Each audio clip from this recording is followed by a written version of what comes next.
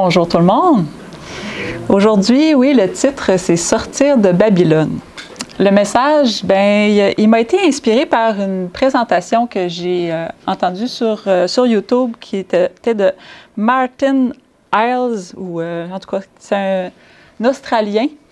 C'est le Executive CEO, donc de Answers in Genesis.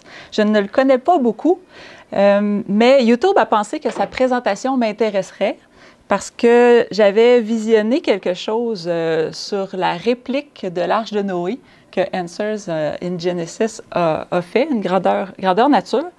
Et bien, YouTube n'avait pas tort, sa présentation m'a intéressée, en effet. Et je vais vous en partager une petite partie aujourd'hui.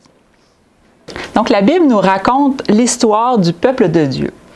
Mais cette histoire-là est intimement liée avec l'ascension et la chute de Babylone. Babylone, c'est la capitale du royaume de Babylone, la Babylonie, un des empires les plus prospères. Et c'est là que le prophète Daniel a vécu, ayant été emmené de Jérusalem en captivité jusqu'à Babylone, alors qu'il n'était qu'un jeune homme. La première mention de Babylone est aussitôt dans l'histoire qu'en Genèse chapitre 11.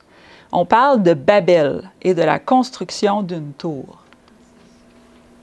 On retrouve la philosophie de Babel au verset 4 de Genèse chapitre 11, où il est dit « Ils dirent encore, allons, bâtissons-nous une ville et une tour dont le sommet touche au ciel, et faisons-nous un nom, afin que nous ne soyons pas dispersés sur la face de toute la terre. » Pourtant, Dieu avait bien demandé de remplir la terre, de l'assujettir en Genèse 1, chapitre 1 au verset 28, et répété par la suite en Genèse 9, verset 7, à la sortie de l'Arche de Noé. Donc, pour remplir la terre, si vous êtes d'accord avec moi, l'idéal serait de ne pas rester tous à la même place, n'est-ce pas?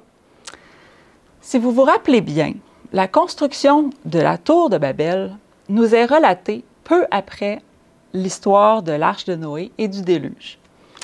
Le personnage illustré ici sur l'image, c'est Nimrod, le petit-fils de Cham, donc l'arrière-petit-fils de Noé. Et Genèse 10, versets 8 et 10 nous dit de lui, Cush, donc Cush c'est le petit-fils de Noé, engendra aussi Nimrod. Et c'est lui qui commença à être puissant sur la terre. Donc, à cette époque-là, les gens, c'était comme une grande famille, tout le monde devait se connaître plus ou moins. Hein? Et tout d'un coup, lui, Nimrod, s'est proclamé roi. Et il a été commencé à être puissant sur la terre, donc c'est un ou le premier roi. Il régna d'abord sur Babel, Érec, Akkad et Calné au pays de Shinéar. Donc, il n'a pas régné seulement sur Babel, mais sur plusieurs autres villes. Et il a même construit d'autres villes, comme Ninive et d'autres.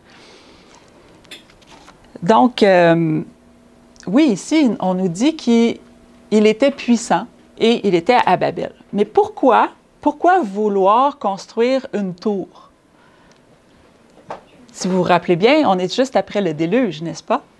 Donc, on pourrait supposer que c'était la peur d'avoir à nouveau un autre déluge et que les eaux remplissent la terre. Alors, on va se faire une tour assez haute pour pouvoir échapper à ce déluge-là. Et, imaginez-vous que la tour devrait être plus haute que le mont Everest, n'est-ce pas? Pour que ça soit au-dessus des eaux. Donc, c'était un projet d'envergure. Mais peut-être que ce n'est pas la seule raison pourquoi il voulait construire une tour. Dieu avait pourtant promis qu'il ne détruirait plus jamais la terre par l'eau. Il avait placé son arc dans le ciel en signe de son alliance. Et je crois que je l'ai mis ici. Voilà, oui. Donc, l'arc-en-ciel était la promesse de Dieu qu'il n'allait plus détruire la terre par l'eau. C'était le symbole de l'alliance de Dieu avec les hommes. Et non, ce n'était pas ce que l'on peut faire ce n'était pas le symbole de ce que l'on peut faire, ce qu'on veut, et peu importe ce que Dieu en pense, n'est-ce pas? Parce que on pourrait même mettre une bannière en dessous de ce drapeau. On en parlait, Sébastien et moi. Je ne sais pas si vous connaissez la phrase « Do as thou wilt » ou « Fais ce que tu veux ». Mais c'est un peu l'esprit qui est véhiculé lorsqu'on voit ce drapeau, plutôt que la promesse de Dieu envers les hommes. Certains suggèrent que les gens de Babel avaient l'intention de monter jusqu'au ciel pour combattre Dieu, du moins entrer dans son territoire. Genèse 3, verset 5 nous dit « Vous serez comme des dieux ». Peut-être que c'est ce qu'ils voulaient, monter au ciel et être comme des dieux. Alexander Hislop, dans The Two Babylons, nous dit que l'ancien nom de Babel était Babil, ou Wikipédia nous dit Babili, qui signifie « porte du Dieu ». Wikipédia dit aussi que Babilani, en acadien, signifie « porte des dieux ». Donc, Babil ou Babili ou Babilani, on voit c'est proche comme nom, mais ça signifie « porte des dieux ». Donc, la tour deviendrait-elle l'accès à cette porte? En montant cette tour, on pourrait accéder à la porte du ciel? Ou peut-être était-elle construite à l'endroit où, avant le déluge, un chérubin gardait l'entrée ou la porte du Jardin d'Éden? Parce qu'en Genèse 2, le Jardin d'Éden est très bien situé. On parle de l'Euphrate, on parle des 4 grands fleuves, et on peut situer aussi la ville de Babylone qui est bordée par l'Euphrate. Donc, c'est à cet endroit-là que le Jardin d'Éden était. Donc, est-ce qu'il voulait reprendre de force le paradis perdu? C'est des questions qu'on peut se poser. On n'a pas la réponse spécifique dans la Bible. Mais je vous dis ça pour vous amener l'idée derrière cette Babylone ou de Babel, le fait d'ériger une tour. Dieu aurait changé Babil ou Babili, donc le nom porte de Dieu, en Babel, qui signifie confusion, lorsqu'il a confondu leur langue, mettant un frein à leur entreprise et laissant la construction de la tour inachevée. Je ne sais pas comment vous imaginez la tour de Babel. Il y a plusieurs qui en ont fait des dessins, des peintures. Il y en a d'autres qui peuvent s'en inspirer pour certaines architectures. Ici, je ne sais pas quelle était l'inspiration pour le Parlement européen, mais ça ressemble beaucoup à ce qu'on imagine en tant que tour de Babel. Ce qui est certain, par rapport à cette envie de monter jusqu'au ciel, c'est qu'en disant qu'il voulait se faire un nom, cela ne dénote pas de l'humilité. Donc, en voulant aller parler directement face à face avec Dieu, avoir cette audace-là, on ne voit pas là-dedans l'humilité ou le désir d'agir pour la gloire de Dieu, mais bien pour leur propre gloire. Tel Nebuchadnezzar, plusieurs centaines d'années plus tard, l'exprimait dans Daniel 4, verset 30, où il dit « Le roi prit la parole, il dit « N'est-ce pas ici Babylone la grande que j'ai bâtie comme résidence royale par la puissance de ma force et pour la gloire de ma magnificence? » C'est vraiment pompeux, mais on voit que ce qui l'animait là, ce n'était pas la gloire de Dieu. C'était vraiment la sienne. Dans la Bible, Babylone est non seulement une ville, mais c'est aussi le symbole de l'arrogance, de l'orgueil, de la fierté, hein, comme on l'a vu avec le drapeau tout à l'heure. Une métaphore aussi, représentant un système de culture et de pouvoir anti-Dieu ou rebelle à Dieu. C'est le même esprit qui disait, dans Ésaïe 14, versets 13 et 14, « Tu disais en ton cœur, je monterai au ciel, j'élèverai mon trône au-dessus des étoiles de Dieu. Je m'assiérai sur la montagne de l'Assemblée à l'extrémité du septentrion. Je monterai sur le sommet des nues, je serai semblable au Très-Haut. » C'est toute une entreprise, ça aussi, d'être semblable au Très-Haut. Mais qui parle ici? C'est Dieu qui parle au verset 12, on dit « Astre brillant, fils de l'aurore », ou traduit dans la King James par « Ô Lucifer, son of the morning ». Donc, on parle vraiment que c'est Lucifer qui parlait ici. Son désir de s'exalter au-dessus même au-dessus des étoiles de Dieu, d'être le plus grand au ciel. En rejetant Dieu et ses promesses, l'homme ne peut devenir qu'anxieux. Il y a une paix qui vient avec la certitude que nous avons un Dieu bienveillant, donc qui veille sur nous et nous veut du bien. Hein. Bienveillant, c'est ça que ça veut dire. Si Dieu n'existe pas et que nous ne sommes que le fruit du hasard, la vie, ça devient risqué. Qui peut assurer qu'il y aura un lendemain?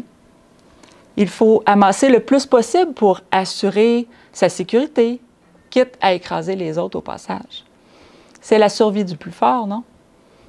Et à quoi bon le métro boulot dodo s'il n'y a rien de plus que cette vie de misère? Rien après non plus. Pas étonnant qu'il y ait autant d'antidépresseurs vendus. Alors que Dieu demande d'être fécond, de remplir la terre, il existe cette peur de manquer de ressources et que la terre soit trop peuplée. Encore pire, cette peur que le climat s'en mêle.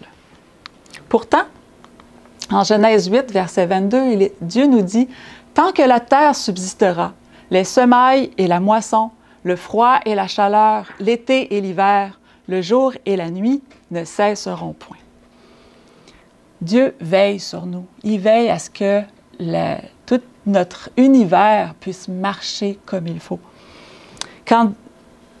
Dans un univers où Dieu n'existe pas, comment est-il possible d'avoir confiance en quoi que ce soit alors que tout dépend de nous, de notre force, de notre pouvoir, de notre capacité à crier notre identité et à faire en sorte que tous s'y soumettent? Même ce qui paraissait être une certitude pour des générations et des générations peut être remis en question. Babel, ça veut dire confusion. Comment on peut se retrouver quand il y a autant de confusion? Quand les bornes qui étaient placées et solides sont déplacées. Vous savez, douter de l'existence de Dieu, ça nous est peut-être tous arrivé à un moment donné. C'est pourquoi Dieu tente de multiples manières de se révéler à nous. Il veut entrer en relation avec nous. Et après que le lien a été établi avec nous, le doute s'évanouit. Dans Romains 1, versets 19 et 20, il est écrit « Car ce qu'on peut connaître de Dieu est manifeste pour eux, Dieu le leur ayant fait connaître. En effet, les perfections invisibles de Dieu, sa puissance éternelle et sa divinité se voient comme à l'œil depuis la création du monde. Quand on les considère dans ses ouvrages, ils sont donc inexcusables. » Dieu se révèle pas seulement d'une seule façon. C'est pas seulement à travers la Bible que Dieu se révèle à l'être humain.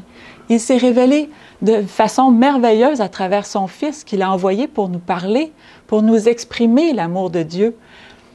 Mais autour de nous, il y a la nature, il y a tout ce que Dieu a créé pour nous qui nous révèle son amour, qui nous révèle le souci du détail.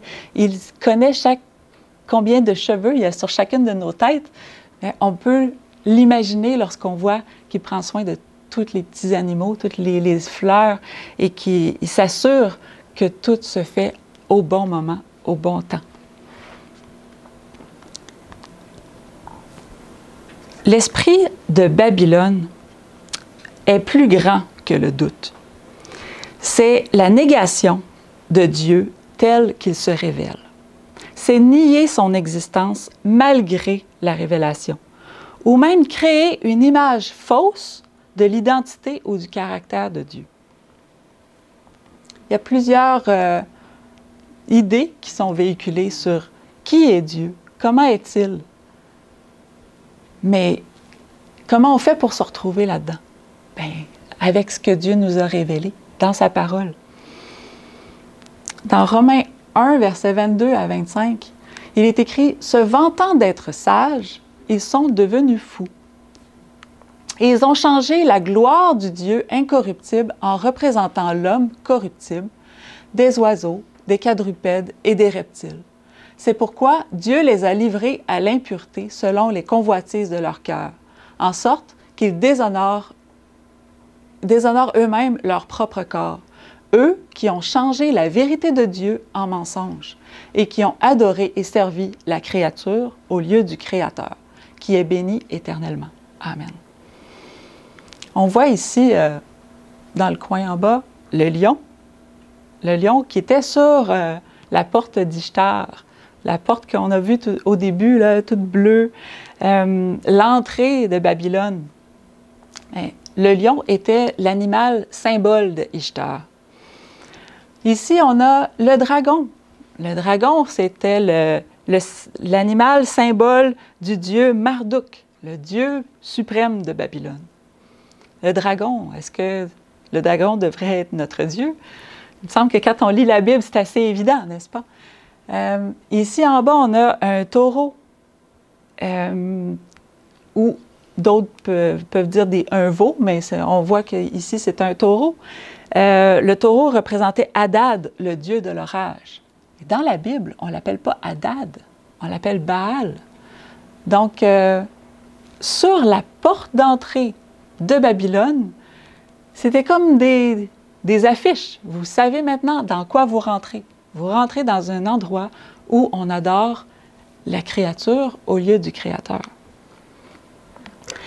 Si vous lisez la suite de Romains 1, après 25, vous le lirez plus tard. On ne va pas le lire maintenant parce qu'on va garder l'audience pour ne pas choquer les oreilles plus jeunes, mais vous pourrez le lire plus tard.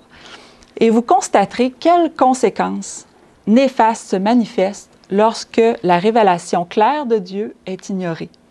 D'abord sur le caractère de l'individu, puis sur sa conduite sexuelle. Le verset 23 ici, on nous parle des oiseaux, des quadrupèdes, des reptiles. Puis, représentant l'homme corruptible. L'homme corruptible, c'est le bipède. Ce n'est pas un quadrupède, c'est un bipède. En effet, quelle créature l'être humain désire autant adorer plutôt que le Créateur, si ce n'est lui-même? Donc, j'ai une photo ici, j'ai trouvé. C'est une sculpture qui a été faite. On l'appelle en anglais le self-made man. Donc, l'homme qui se fait lui-même. Donc, on voit qu'il est comme...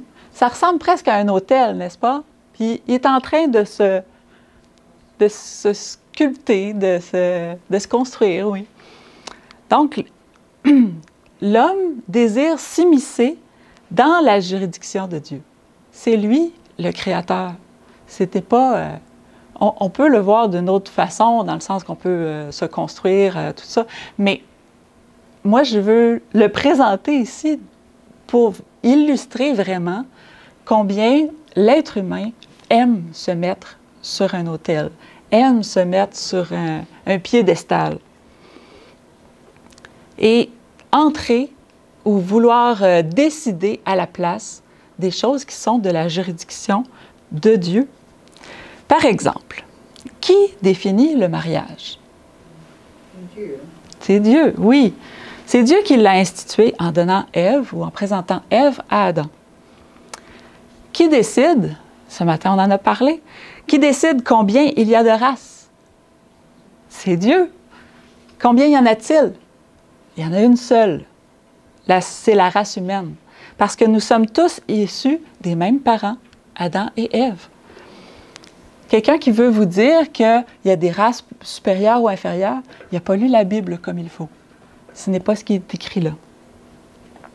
Ce n'est pas ce que Dieu nous révèle.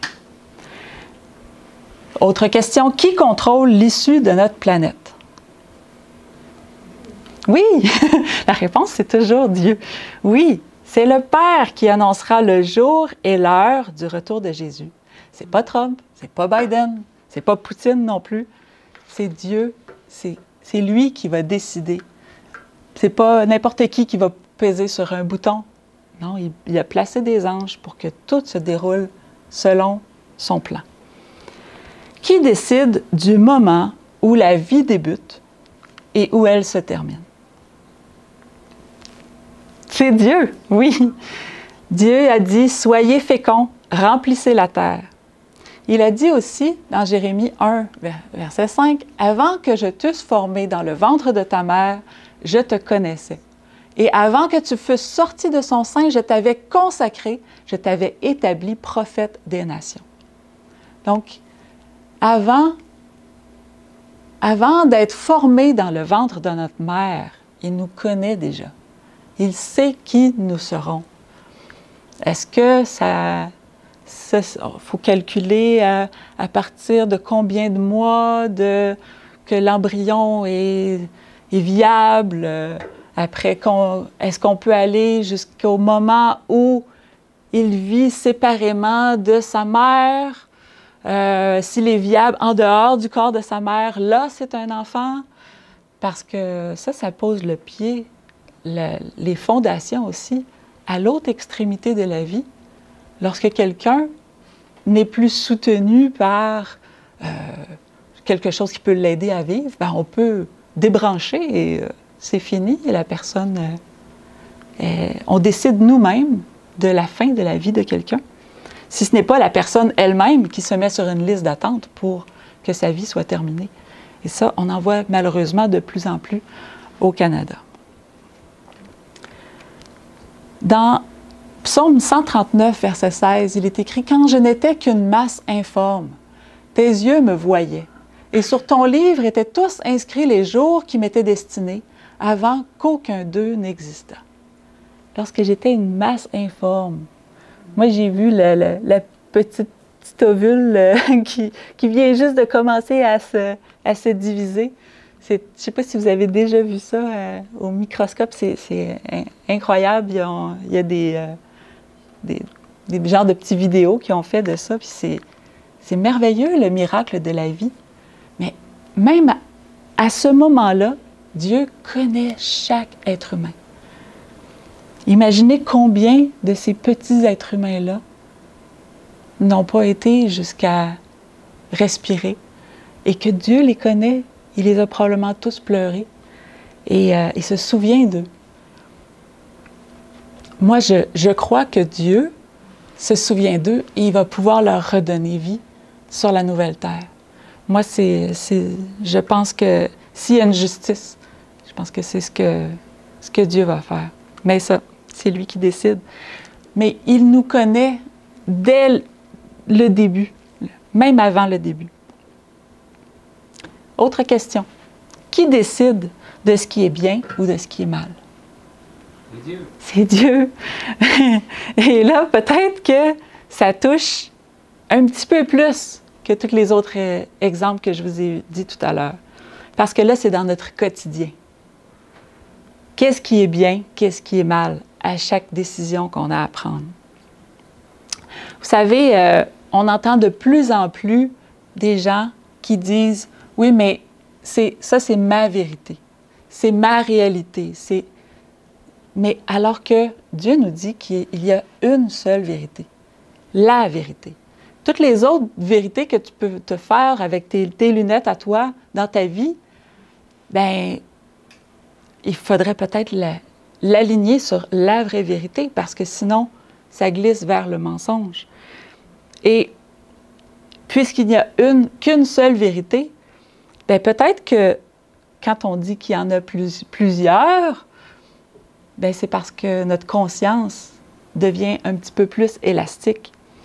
Est-ce que sur certains points, notre conscience est plus élastique que sur d'autres?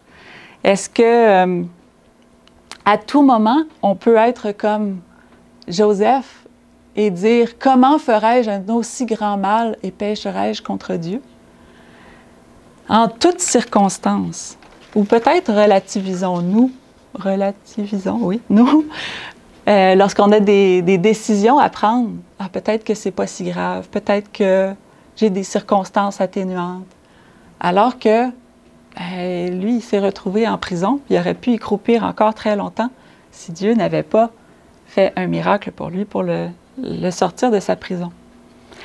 Est-ce que nous cédons sous la pression des « qu'en dira-t-on » ? Qu'est-ce que les gens vont penser de moi si j'agis de telle façon plutôt que d'une autre? Avons-nous des bons arguments dans notre tête pour ne pas mettre en péril notre statut, notre confort, nos chances d'avancement?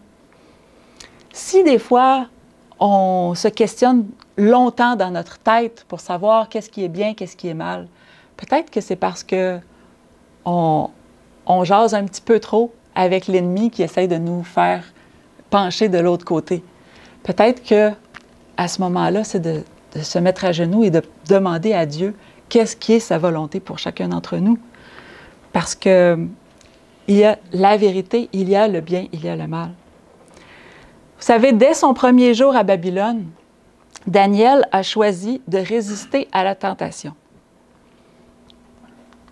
Il aurait pu décider, l'image n'est pas très claire, mais il aurait pu décider de jouer profil bas, de ne pas faire de vagues et de manger comme tout le monde le menu que le roi avait préparé pour les jeunes qui venaient d'arriver de Jérusalem. Il aurait pu attendre quelques jours, le temps de gagner la confiance du chef des eunuques, avant de faire sa requête. Mais pourquoi insulter le roi et compromettre ses chances de créer une nouvelle vie dans cette ville magnifique? Mais Daniel résolut de ne pas se souiller par les mets du roi et par le vin dont le roi buvait. Il pria le chef des eunuques de ne pas l'obliger à se souiller. Dès la première journée, il avait résolu en son cœur. Il aurait pu se dire, comme d'autres l'ont dit par la suite, à Rome, on fait comme les Romains, non? À Babylone, on fait comme les Babyloniens. Mais non, Daniel l'avait résolu dans son cœur. Et c'est là la clé. Dieu nous a donné la liberté de choisir. Nous n'avons pas à combattre le diable seul, mais nous devons choisir pour permettre à Dieu de nous secourir. Dans Marc 3, verset 24, il est dit « Si un royaume est divisé contre lui-même, ce royaume ne peut subsister. » Si on n'est même pas convaincu de notre propre choix, comment est-ce qu'on peut avoir la victoire sur la tentation? Chaque décision qu'on prend a un impact sur les décisions futures, soit pour le bien, soit pour le mal. On voit que Daniel, il est rendu avec des cheveux gris. La première décision qu'il a prise le premier jour à Babylone, d'être ferme dans sa position pour Dieu, l'a entraîné par la suite à avoir aussi d'autres victoires, à avoir des bénédictions de la part de Dieu aussi pour lui permettre d'être accueilli à la cour du roi, parce que Dieu cherchait des agents pour que les dirigeants de Babylone puissent être convertis, eux aussi. Les jeunes Hébreux ont été amenés à Babylone et ils auraient pu dire, mais OK, on a eu la défaite contre les Babyloniens, c'est fini. Mais non, Dieu avait un plan pour les Hébreux, pour qu'ils puissent se rendre compte qu'ils avaient erré loin de l'Éternel. Mais il avait aussi un plan pour les Babyloniens. Ils devaient être des témoins à Babylone. Chaque décision nous construit pierre par pierre. Chaque fois qu'on décide quelque chose, c'est soit qu'on solidifie notre édifice, soit qu'on l'effrite. Si la fondation de notre édifice, qui devrait être sur Christ, n'est-ce pas, n'est pas solide, bien, on est chancelant. On voit que Daniel, toute sa vie, il a construit, il a solidifié. Et même à la fin, lorsque le Babylone est tombé, et que les Mèdes et les Perses sont arrivés, vous vous souvenez, la reine ou la mère de Belshazzar est arrivée, puis elle a dit à Belshazzar, mais pourquoi tu t'inquiètes et tu t'énerves parce que tu as vu une main qui écrit sur le mur?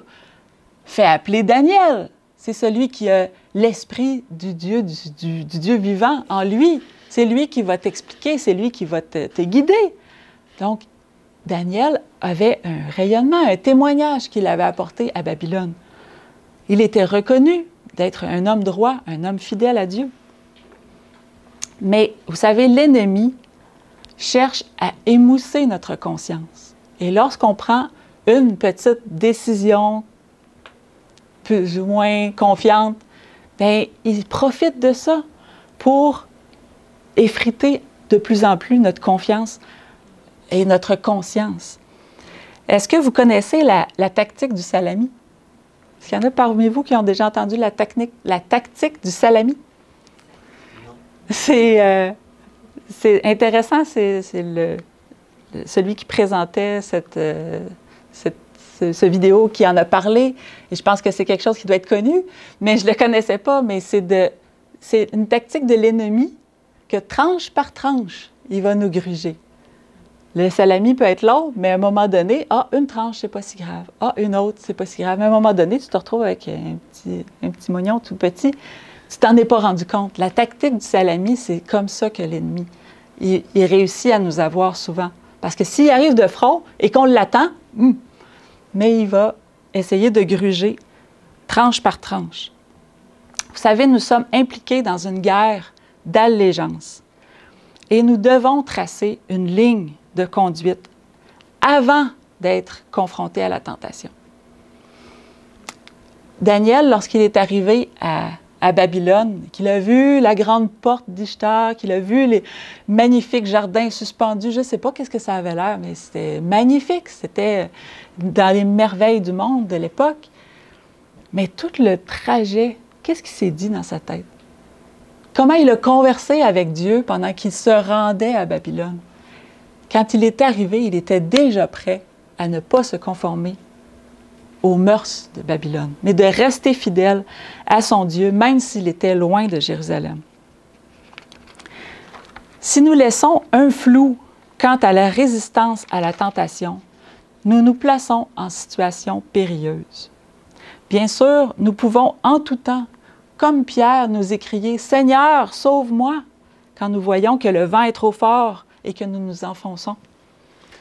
Mais si nous avons résolu dans notre cœur de ne rien faire qui pourrait déplaire à Dieu et que nous ne nous enorgueillissons pas que nous pouvons résister par nos propres forces, parce que c'est aussi fou que de penser qu'on peut marcher sur l'eau sans être avec Jésus, n'est-ce pas? Lorsque la tentation surviendra, et elle arrivera, nous ne serons pas pris au dépourvu, sans savoir comment réagir.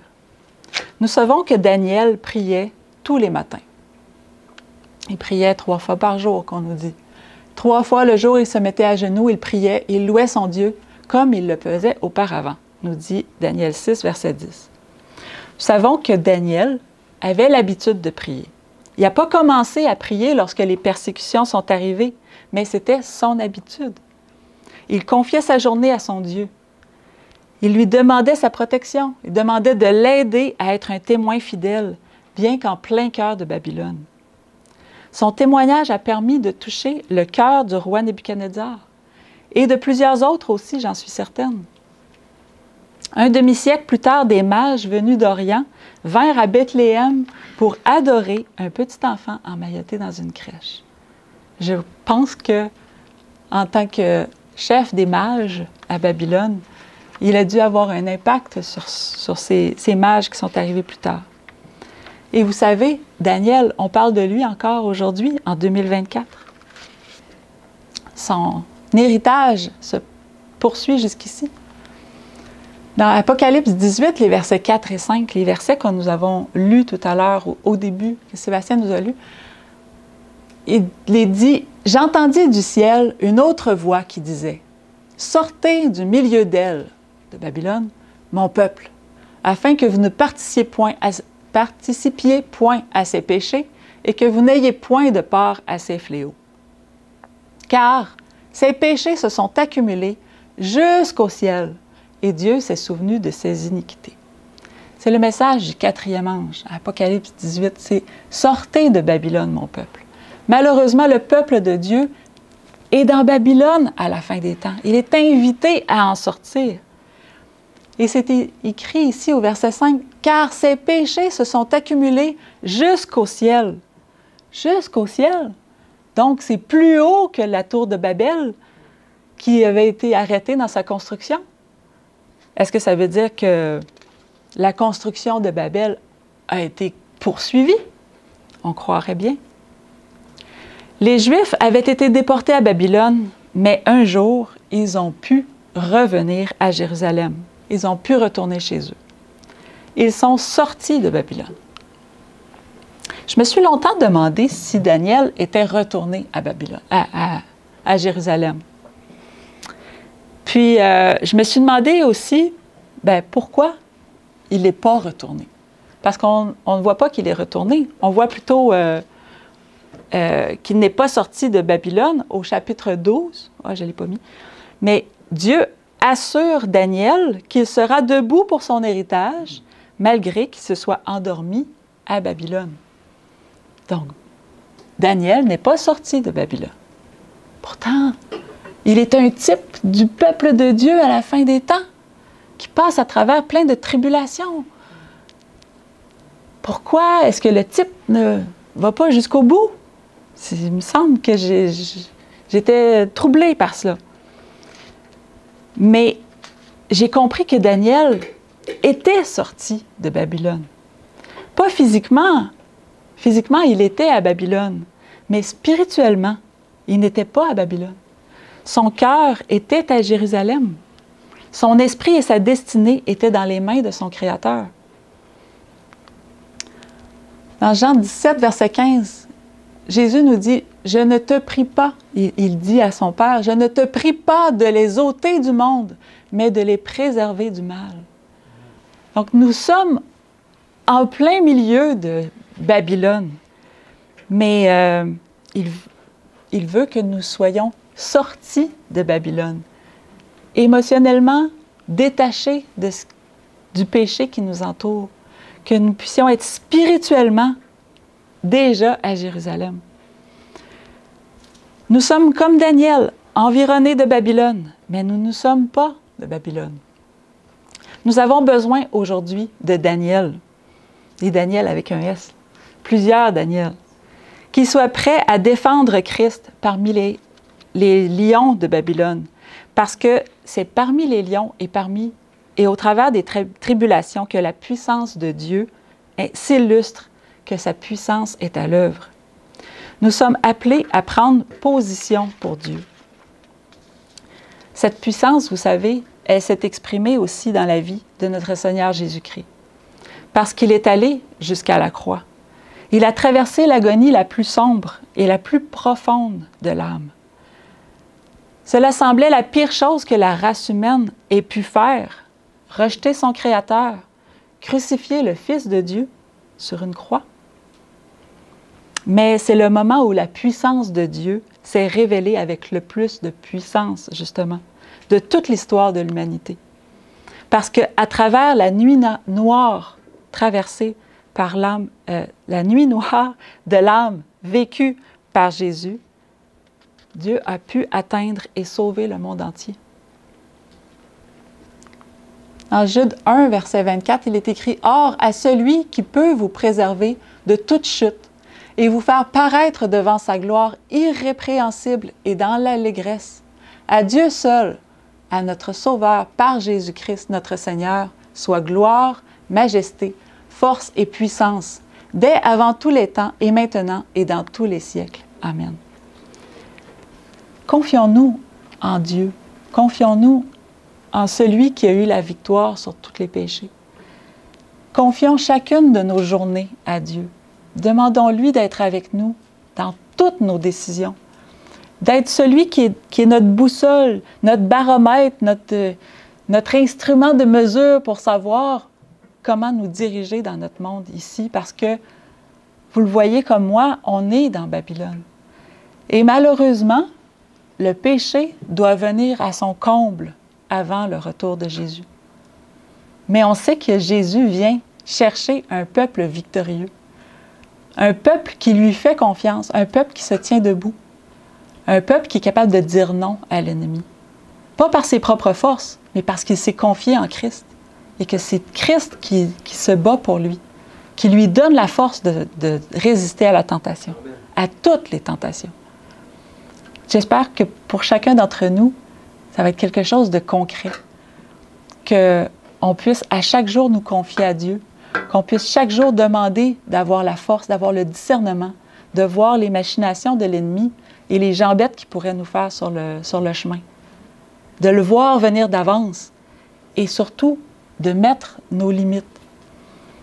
Parce que, comme quelqu'un que je connais qui était alcoolique et qui disait le problème, c'est pas de boire un verre de trop. Le problème, c'est de boire le premier verre. Donc, que ce soit la même chose pour nous par rapport au péché. Que chaque péché puisse être affronté, rejeté et qu'on puisse mettre notre barrière. Ils ne passeront pas. Ça ne va pas plus loin que ça. Parce que la bataille, elle est ici. Nous devons choisir. Nous devons décider de suivre Jésus. Suivre l'agneau partout où il va. C'est ça la caractéristique des 144 000. Alors, je prie que ce soit notre avenir à chacun d'entre nous. Amen. Est-ce que vous voulez vous lever pour la prière?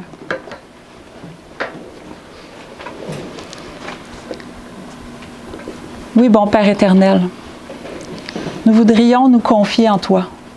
Nous voudrions demander ta protection. Nous voudrions aussi te demander le discernement pour voir tous les pièges de l'ennemi. Et que ces pièges et le fait de les voir ne nous effraient pas, mais qui nous donnent plutôt la certitude que tu es au contrôle de notre vie, au contrôle de ce monde, même si tout a l'air d'être chamboulé, de chanceler, que nous puissions avoir la ferme assurance que tu es au contrôle de tout et que c'est toi qui vas nous mener jusqu'au bout et que tu vas nous préparer pour le retour de ton Fils Jésus. Seigneur, que cette promesse de cette protection, d'être avec nous tous les jours jusqu'à la fin, puisse être une réalité dans le cœur de chacun d'entre nous, chaque personne qui écoute aussi sur YouTube, que tu puisses vraiment habiter dans notre cœur, nous protéger et être notre bouclier. Je te prie au nom de ton Fils Jésus. Amen.